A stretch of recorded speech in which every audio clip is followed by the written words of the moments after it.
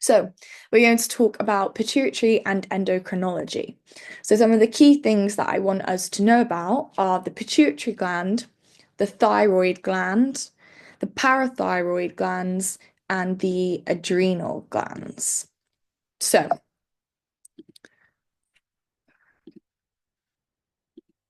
let's start with the pituitary gland. So, here we can see a scan of our brain, and where this little arrow is pointing is our pituitary. And it comes off from a stalk and is split into the anterior and the posterior pituitary gland. And these have two separate functions and release two different hormones. And here is another view. So here on the right is your histology slide. And again, it's just splitting it into anterior and posterior. And here on the left shows you how the hypothalamus links to the pituitary gland. So you have the pituitary stalk, which comes up and it comes from the hypothalamus.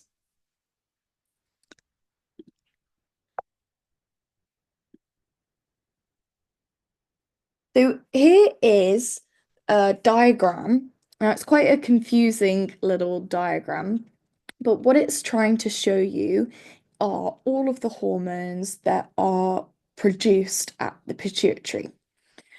So I always think it's easiest to remember the posterior. So you can see this on the left-hand side, and it's oxytocin and ADH. So remember those two. It only produces the two, ADH and oxytocin. And it's the anterior pituitary gland, which is the main function.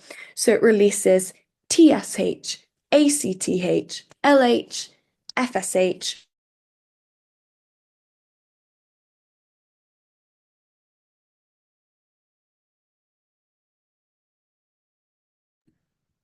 Hello, can everybody hear me? Sorry, I'm not sure what happened there.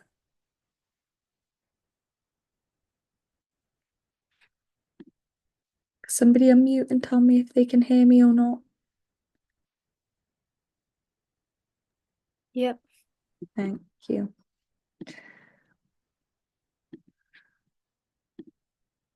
So I'm not sure where it cut out, but what I was just explaining was the different aspects of the pituitary gland, and we're going to talk about these hormones in further detail as the presentation goes on.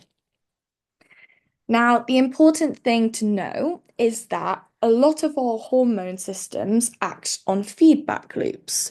So we have positive and negative feedback. So to positive to encourage further hormonal release, or negative feedback to stop that hormone release.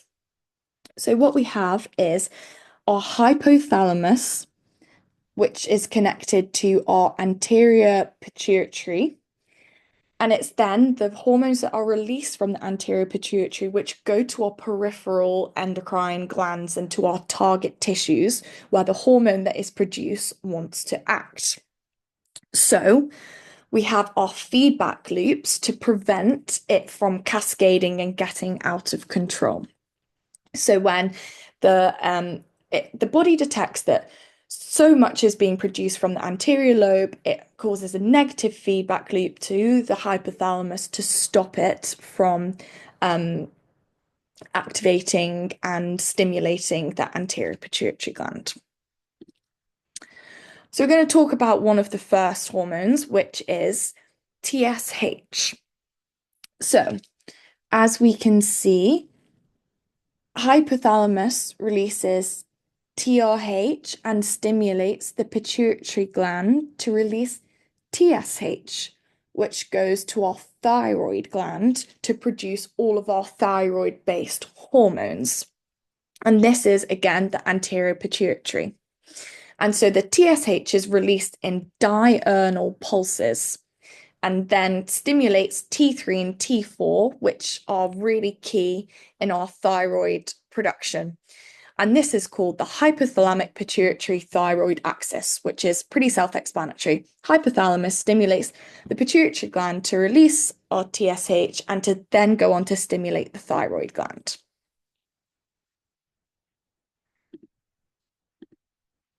So next we have ACTH. Now this is a polypeptide released from corticotroph cells and again is released in diurnal pulses. And what it does is it promotes adrenal cortical steroid secretion.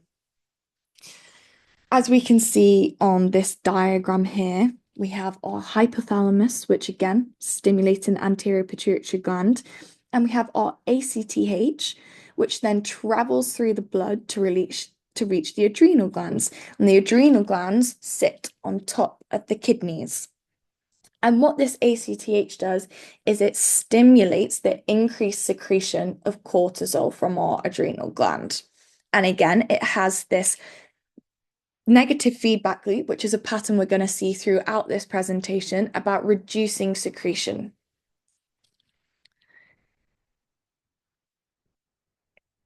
So this is our clinical link. So what we're going to have in this presentation is we're going to talk about hormones and then we're going to talk about what happens if maybe not enough is released or if too much is released. So Cushing's disease is a really common one that comes up in exams a lot. So we can see in the diagram on the left-hand side, there's a pituitary tumor which releases ACTH, so an excess of ACTH, which then stimulates the adrenal glands to produce even more cortisol. So we have too much cortisol in the body, and it gives us this really characteristic image. So when I'm in my exams, I think of these kind of images to help me remember. So they have what is called a moon face, a buffalo hump at the top of their shoulders, stretch marks, muscle wasting, weight gain, and obesity. So, as the diagram on the left shows, it can be caused by a pituitary tumor, which is causing an excess release of ACTH, but it can also be from an adrenal tumor from producing too much cortisol. So if we get our problem-solving hats on, we think about these pathways and where they can all go wrong. And so we can have artificially too much, we can have it coming from the pituitary, or we can also have it coming from the adrenal glands. Then we can have the opposite, and this is adrenal insufficiency. And so we can have this where the adrenal gland is damaged. So we have decreases in cortisol and decreases in aldosterone. Or we can have it again where the pituitary gland stops the producing ACTH. So it decreasing the stimulation of the adrenal glands and decreasing our production of cortisol. So these are just really quick things that you can pop in your essays to link it back to clinical. So another group of the hormones that we were talking about was LH and FSH. So these are gonadotrophin glycoproteins that are released from gonadotrophin cells. So gonadotrophins are like our ovaries and our testes. And so we look at it again. So we have our hypothalamus, which is releasing GnRH, which is stimulating our pituitary gland to release FSH and LH, which will go to ovaries or testes, depending on who we are, and then producing our really key androgens and estrogens. So LH is really important for progesterone production and testosterone secretion. And FSH is really important in follicular development in the ovaries and for ovulation, but also for spermatogenesis. So if we have issues with our gonadotrophins, so think back to what the previous slide was talking about, how it's really important in spermatogenesis or for development of our ovaries, it can result in things such as infertility if it's further down the line, if it's an insult that happens after our development. But equally, we can have things from birth, which means that we cannot go through puberty, for example, if we don't have the proper production of our gonadotrophins and our hormones. Then we also have prolactin. So it's released from lactotroph cells And its principal control is by inhibition by the hypothalamus. And it's really key in breast development and milk production. And this is a really classic cycle of positive feedback. So a lot of the ones that we were talking before were about negative feedback. But when there is suckling on the breast, it helps stimulate the release of prolactin. It's this positive feedback that, yes, we want to produce more and more milk. And it's one of the rarer causes of positive feedback loop. In nature, we most commonly see negative feedback loops. So this is like a really good one to explain a positive feedback loop. We can also have prolactinomas. So these are again mutations in our lactotroph, which we just said produces our prolactin, and it just means it can produce too much prolactin. We can also have, this is again a really key one, but this is more for second year, but we can have pituitary tumors that can, for example, that is a prolactinoma that can cause release of too much prolactin, and it can cause bitemporal hemianopia. And this is where we can only see the two inner halves of our visual fields. So again, you don't need to know too much detail about this, but it's just a really good one to link back again the examples of how the hormonal axis works and how we can apply that clinically. Then we have growth hormone. So this is a protein released from somatotroph cells, and it has a pulsatile release that can be stimulated by stress, by sleep, by exercise. And as it says on the tin, its action is on skeletal growth, bone density, muscle strength, and it can also raise blood glucose. So as we can see in the diagram on the right, same thing again. We have our hypothalamus, we have our pituitary, and we have our end production of growth hormone, which can go on to act at different locations to stimulate all of these functions.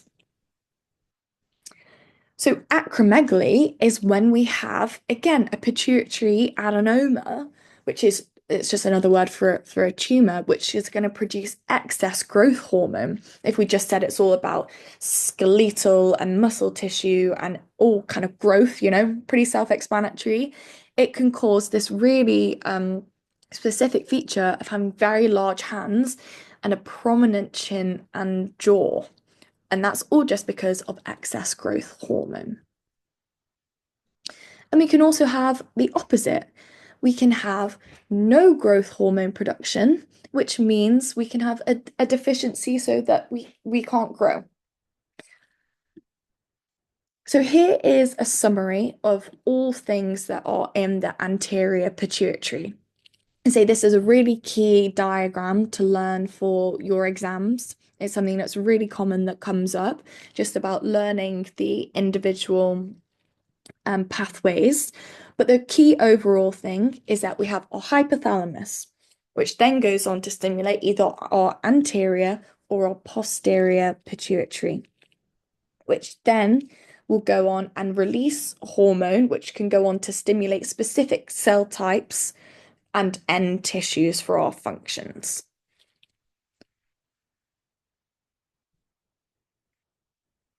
And again, anterior pituitary is where majority of our hormones come from. But to remember the posterior pituitary, we have our two actions. We have our ADH and we have our oxytocin.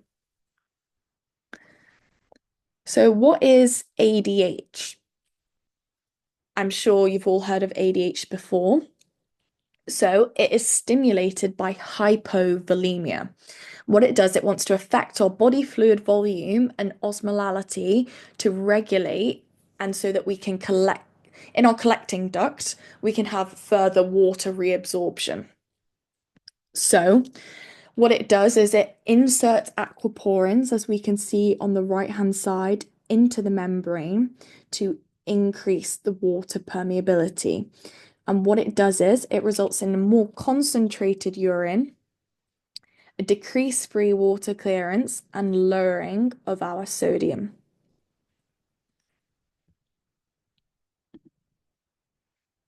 And here's a clinical application. So there's something called diabetes insipidus, and we can have two different types. So if we think back to, we can go back. We have our hypothalamus to our posterior pituitary. As we've just said, we have our insertion of our aquaporin.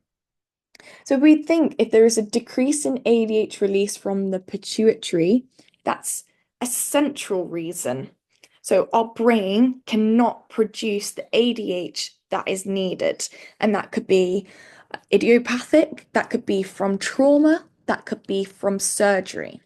But we also could have issues within our kidney itself, where all of this action of the aquaporins and the key area of the collecting duct, that then means that there is resistance in the kidneys instead to the ADH itself. And that could be as a result of drugs, it could be as a result of electrolyte abnormalities, or from kidney disease, or it could be hereditary. And then we have oxytocin, which is stimulated by cervical stretch and suckling. And it's really key in uterine contraction, milk ejection, and social behaviors. And I'm sure you've done this in your OB lectures about the importance of oxytocin for giving birth and in breastfeeding. And again, this is just explaining what I mentioned before of the positive feedback loop, where baby suckling activates nerves leading to the hypothalamus in the brain to make it release more oxytocin. Okay. So now we're going to move on to the thyroid gland.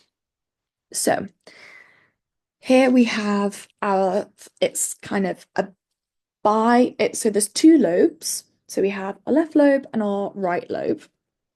And we have lots of protective cartilage in this area. And the thyroid is composed of colloid and lots of follicles. So as we can see here on the left, our histology slide. And the really key productions from the thyroid gland are T4 and T3.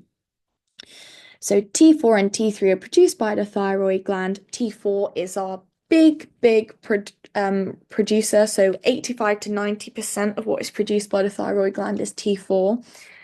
And this is better for transport through the body, but T3 is a biologically active substance. So that's T3. So what it does is it acts at thyroid receptors, and it has genomic actions and it acts through transcription. So what it does is it's involved in protein breakdowns, in gluconeogenesis, in cholesterol breakdown, and lipolysis. And it can also increase cardiac output and heart rate, stimulate gut motility, and potentiate beta-adrenergic sympathetic action. So again, what we've got going on here is hypothalamus, which is releasing TRH, which is stimulating the anterior pituitary to release TSH, which will act on the thyroid gland for it to produce T3 and T4. It's just the same cascade we were going through before to increase metabolism for growth and development and to have increased catecholamine effect. So we can have hyperthyroidism and hypothyroidism. I'm sure you've all heard it kind of from your general medical knowledge that these are two quite common conditions that you will see in kind of GP settings a lot. And I think there is a slide. Here we go. So with hyperthyroidism, let's think about it. Our thyroid hormones are really important in metabolism and things like that. So if we have too much of it, it's going to cause weight loss, increased appetite, heat intolerance. We can also have tachycardia, so fast heart rate, palpitations and arrhythmias, diarrhea, anxiety, and these can be from also its action on catecholamines. And then we have the opposite with hypothyroidism. So think about it, someone that's gaining weight but has a decreased appetite, they have a bit of cold insensitivity, and their heart rate will slow down, and they'll be more constipated, fatigued, depressed. And all of these, they're pretty logical again. If we know what our function is of our thyroid, we can think about if it's giving too much, what's going to happen to our body, and too little, what's going to happen to our body. Now, iodine is really important for the function of the thyroid. Um, so it's very rare in kind of developed countries to have iodine deficiency, but it is just something to be aware of, and it can cause really serious cognitive impairment and brain damage. So now we're going to move on to the parathyroid glands. Now, there's not too much for you to know in terms of the parathyroid gland. Um, just here's a histology slide again. We have a capsule around the outside to separate the thyroid from the parathyroid. And so PTH is the hormone that is released from parathyroid glands, and it's really important in hypocalcemia. So what happens is if the body detects low levels of calcium, the parathyroid gland, sorry, releases PTH, which can then act on different areas. So PTH can act on the bone to stimulate osteoclast activity, which will increase our calcium. It can act on our kidneys to increase reabsorption of calcium and phosphate. So we increase our calcium levels, and it also helps us absorb more and more calcium. So all the aim with to increase our calcium back up to the normal level. And I think that's all we really need to know for the parathyroid gland. So PTH is the key one. Then we have our adrenal glands. So our adrenal glands sit on top of our kidneys. And you can see on this right-hand side kind of a zoom in of the different layers. And these are really keywords that I want you to know. So we have our capsule on the outside. We then have the zona glomerulosa, the zona fasciculata, the zona reticularis, and the medulla, which is really, yeah. So if we can really try and remember these different layers and these orders, that's a classic MCQ question, which order? And this is just more of a histology slide that's looking at each of the different areas. So again, capsule on the outside, glomerulosa, fasciculata, reticularis, and our medulla. So why do we have the different layers? And that's because the different layers produce different hormones. So the medulla produces our catecholamines, and then we have our zona reticularis, which releases our androgens, zona fasciculata for the glucocorticoids, zona glomerulosa for the mineralocorticoids. Again, it's just a fact that you have to know quite commonly for multiple choice questions. So, what is the function of the adrenal medulla? So this is for the secretion of our catecholamines, like I said before. So this is things like adrenaline and noradrenaline, which is controlled by the autonomic nervous system. And this is what coordinates our fight or flight response. So it increases our circulation, increases our energy availability, and decreases non-essential processes. So we have our increased stimulation at our medulla, and which fires off to the spinal cord, which can activate sympathetic nerve fibers, which stimulate the adrenal medulla to increase adrenaline and noradrenaline. And examples of things that can activate, as you know, like in pain or in things such as low blood pressure. And another clinical link is we have pheochromocytoma. Um, it's not something I've ever personally seen in clinical practice, but it's something that medical school will talk about for years to come in many different levels. And it's just a tumor which produces too much adrenaline in the adrenal glands. And what it can do is it can cause episodes and spells of high blood pressure, rapid heartbeat, headaches, sweating, anxiety, and things like that as the adrenaline is released. And it's key that it's pulsatile again. It comes in spells because of the action of adrenaline.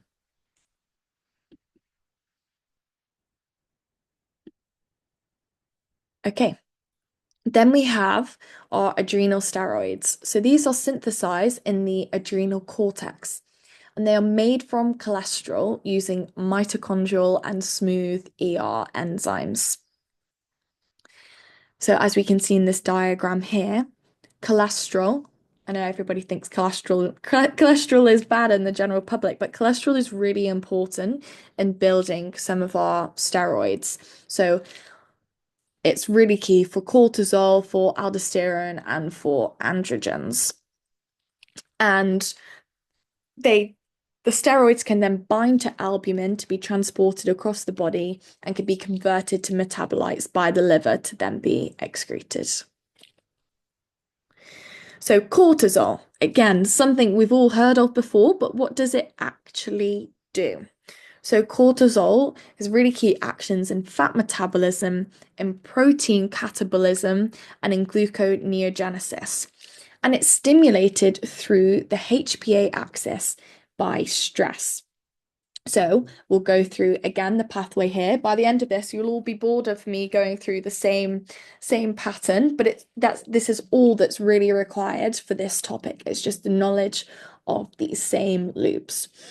So stress is activating the hypothalamus to release CRH, which then acts on our anterior pituitary to release ACTH to stimulate the adrenal glands, and we can release cortisol, which can help us in these stressful reactions. And then as cortisol is released, it's going to provide a negative feedback loop, not only on the hypothalamus to tell it to stop producing and to stop activating the cascade, but should also make us less stressed. Okay. Aldosterone is another key one for us to know, and this is a mineralocorticoid which regulates salt and water balance, and it's part of the RAS system. Now, as I've learned today, you guys haven't done renal physiology just yet, but the RAS system is something that you will go on to learn in detail next term. And it's really important. So don't worry about this slide too much if there's lots of words on here that you've never heard of before. Um, but it's really key in stimulating the nephron for sodium reabsorption in exchange for potassium. And it's really important in our blood pressure control. And it's all about how we can sense and regulate our blood pressure. So we'll go through that in a couple of weeks' time when we know a little bit more about renal physiology. So Conn syndrome is again just another adrenal tumor that can increase aldosterone production. And Addison's disease is the opposite again. Remember what I said before, we can have something producing too much or something not functioning. And when we know the action of the hormone, it's quite easy to work out what the clinical situation would be. So the adrenal glands, if they can't produce sufficient steroid hormones, we can have all of these different. So I said it's really key in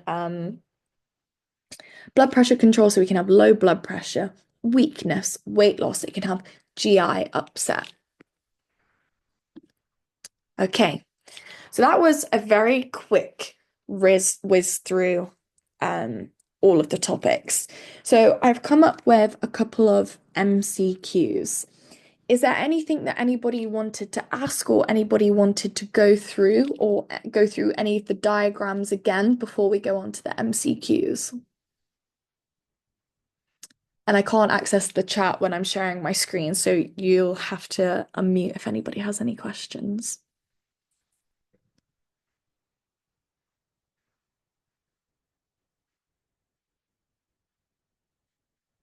Okay.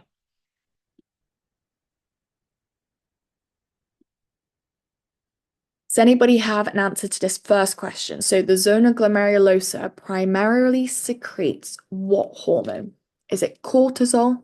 Is it aldosterone? Is it adrenaline? Is it DHEA? Or is it ACTH?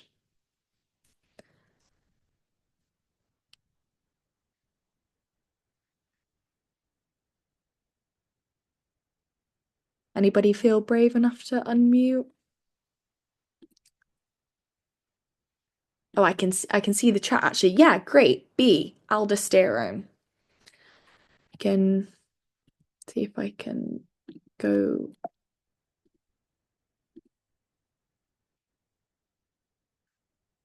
back to the diagram that I'm looking for. Um, Here we go. This is really important to know. Like I said before, just the different layers and what they all produce. So next question. Which hormone stimulates cortisol release from the adrenal cortex? Is it renin? Is it aldosterone? Is it ACTH? Is it CRH? Or is it TSH?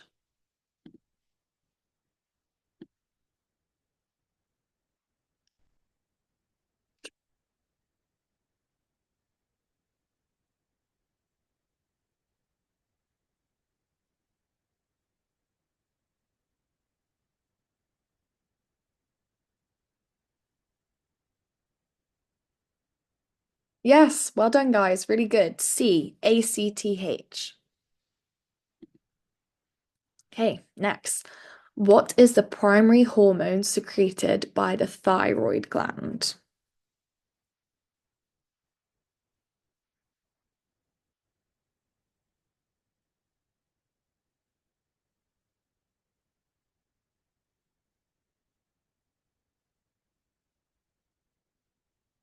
Now, the wording of this question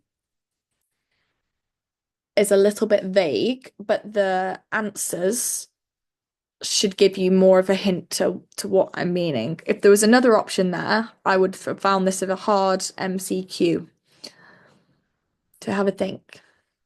Anyone want to put it in the chat what they think?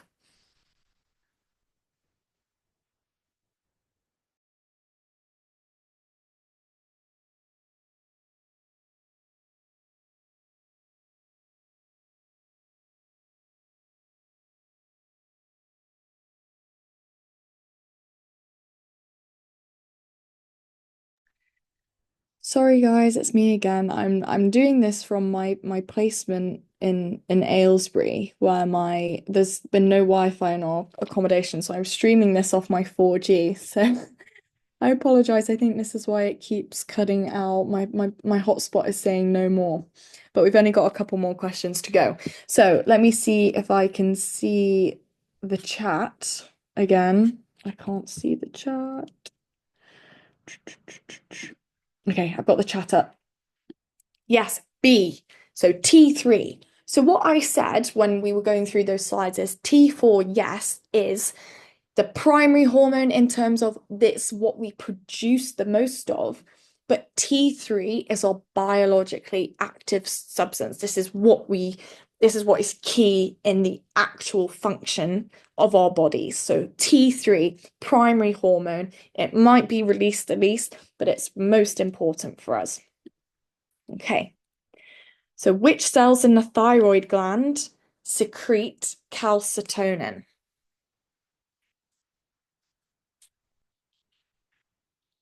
Now, I don't think we went through this directly in the presentation, but does anybody know the answer to this? Yeah, B, really good. Parafollicular cells, C cells. Again, really common MCQ question. So somebody's asked if T3 and T4 were both an option for the previous question, which one should we pick? So I'd hope that the question would have been a bit more clear. T3 is always your answer, unless it was asking you which thyroid, what is produced the most of, then we would say T4. But I think it's very unlikely that they would ask a question like that. T3 is the key one. Okay. So, which of the following correctly lists the zones of the adrenal cortex from outermost to innermost?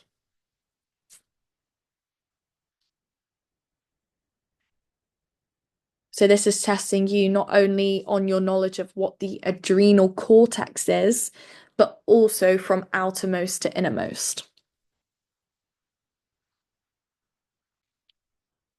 Yeah, well done, guys. So it's B. So it goes glomerulosa, fasciculata, and reticularis. I think sometimes just with MCQs, it's really good to just do process of elimination if you're not sure. So we know C and E, that's not the adrenal cortex, so we can rule those out. And we can see that D has medulla in, and we know that's not in the cortex. So really the only ones were A and B. So that's kind of the pattern that a lot of MCQs will follow. Try and get rid of ones that you know are definitely not right, and there tends to be two left at the end where you're thinking, oh, which one is it? And then it's just relying on your knowledge. Okay. Which type of cells are found in the adrenal medulla?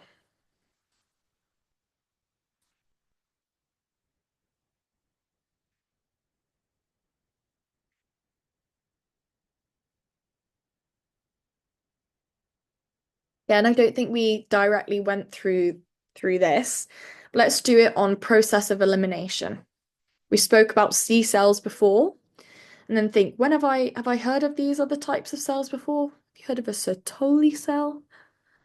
Mm, yeah, but that's we have, but it's not in the adrenal medulla. Yeah, great guys. Chromathin, really, really good. B. And again, just think about it. Process of elimination on a lot of these. Okay. Histologically, the thyroid gland is composed of, and this was the diagram I went through right at the beginning. Pitched little pink and purple histology slides. What was the thyroid gland composed of? Yeah, great guys. Follicles filled with colloid. Really good. Now that was the end.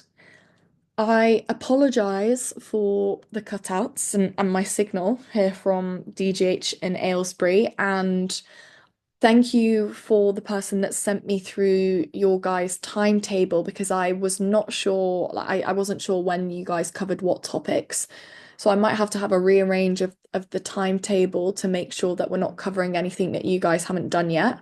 So renal physiology we will do in, say, a month's time, and we'll probably replace it with when this lecture was scheduled for.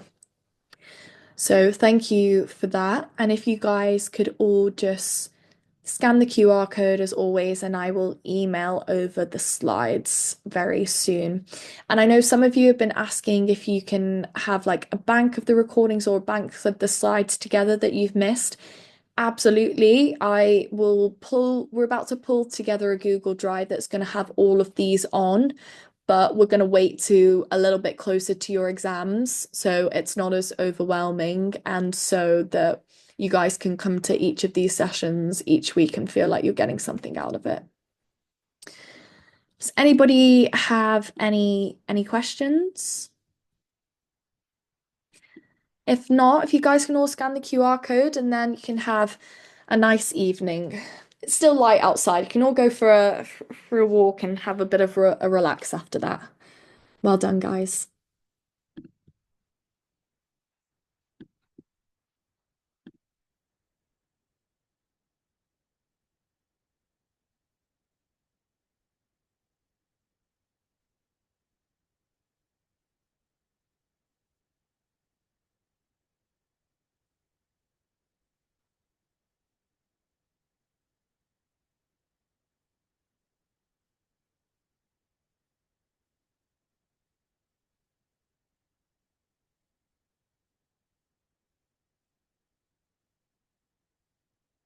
Thanks, guys. Bye.